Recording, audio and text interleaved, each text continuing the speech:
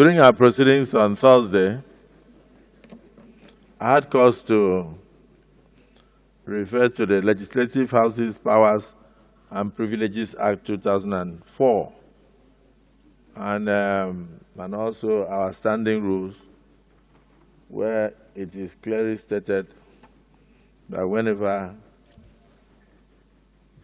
a member stands up to talk, the other member must sit down and must listen in silence is a norm, and that you can only speak when you are recognized.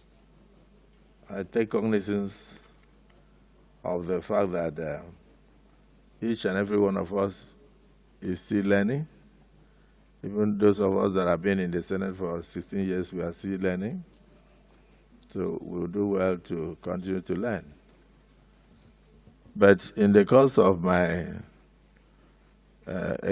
talking to one of my distinguished sisters that she should speak whenever she's recognized, I made reference to the fact that we are not in a nightclub where people have to shout above the noise of the music.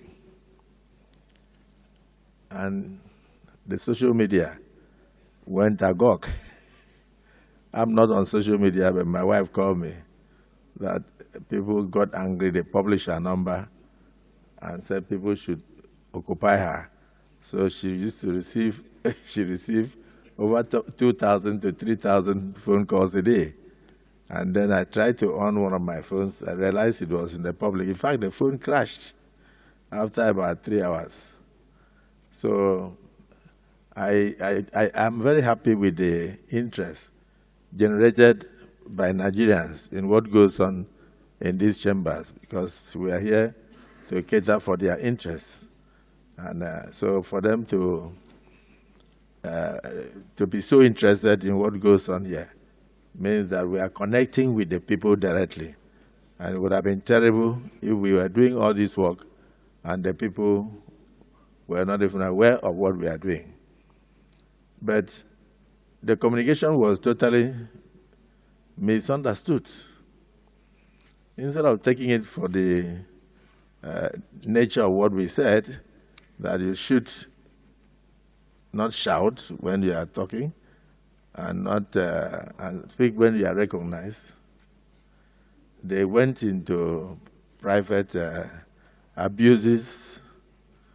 I don't want to say what they did to me, because what they did to me, I think I don't merit it. I was telling DSP that it's even the one they should be talking to, because in my tradition, we marry only one wife. So they listed so many wives on social media. And at the end, it will look as if the Senate president had or has so many wives. When indeed, I'm reporting to my colleagues, I have only one. And I'm satisfied with that one.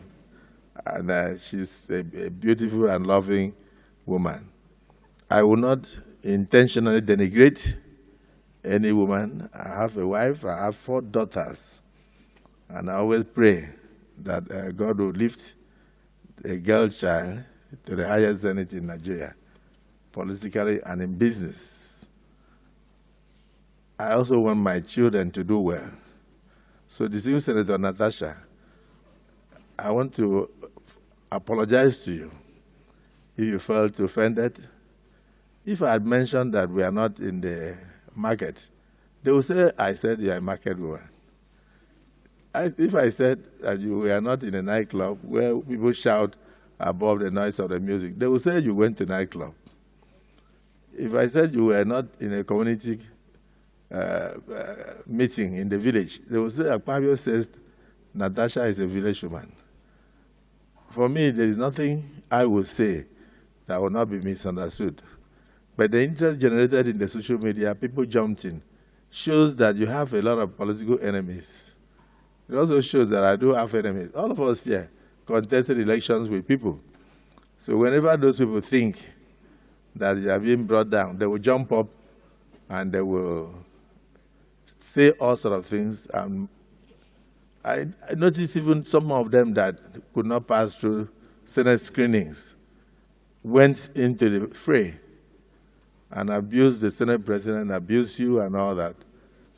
I don't know how you took it, but I felt that I should tender a public apology to you over the miscommunication and the misunderstanding. So do accept my apologies, and my colleagues, for anybody who could have felt offended, accept my apologies. I did not mean any harm, and I did not mean what they are misinterpreting in the social media. And I hope this will come to an end.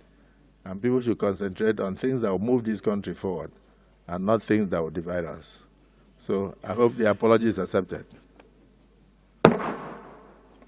Leader of the Senate.